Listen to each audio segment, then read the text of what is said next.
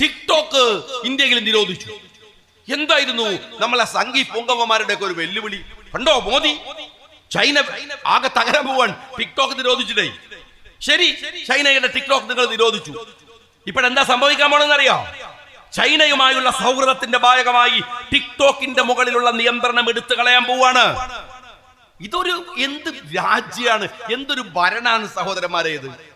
ഒരു പ്രധാനമന്ത്രി, ഈ രാജ്യത്തിനൊരു അഡ്മിനിസ്ട്രേഷൻ ഉണ്ട്. ഒരാൾക്ക് ഒറ്റയ്ക്ക് നടത്തിക്കൊണ്ടുപോകാൻ പറ്റുന്ന കാര്യം ഇത്. മോഡിയോട് തെറ്റിയാൽ സ്കൂൾ കുട്ടികൾ തെറ്റുന്ന പോലെ അവിടെ തെറ്റിയപ്പോ ഇപ്പൊ ചൈനയായിട്ട് തന്നാ പോകണം.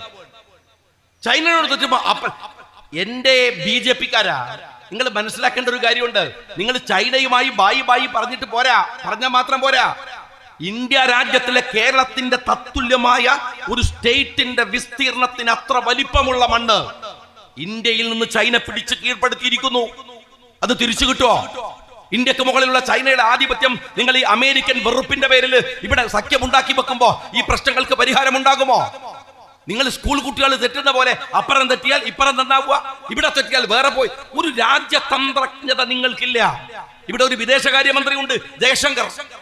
എന്താ ആ ജയശങ്കറിന്റെ സ്ഥിതി എന്താണ്? BJP-ക്കാര് പറയണത് അയാൾക്ക് 2-3-4 ഭാഷ അറിയാന്നാണ്. ഇവിടെ ഭാഷ അറിഞ്ഞിട്ട് കാര്യമില്ല, വർത്താനം പറയാൻ അറിയണ്ടേ? ഭാഷ അറിഞ്ഞിട്ട് എന്താ കാര്യം? വർത്താനം പറയാൻ അറിയണ്ടേ? ഇവിടെ ഓപ്പറേഷൻ സിന്ദൂർ കഴിഞ്ഞപ്പോ E.T. മുഹമ്മദ് ബഷീർ സാഹിബിനോട് പറഞ്ഞു, ലോക രാജ്യങ്ങളോട് ഇതൊന്ന് വിശദീകരിച്ചു കൊടുക്ക്.